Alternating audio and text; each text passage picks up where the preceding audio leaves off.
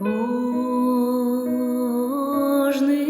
день я разумею не дарма.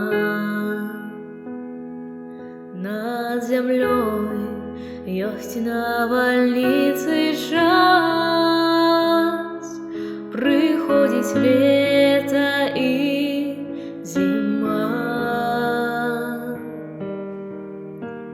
Все, что ты створил,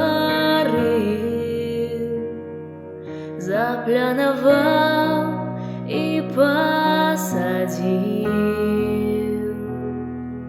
прихожость и велишь справ твоих,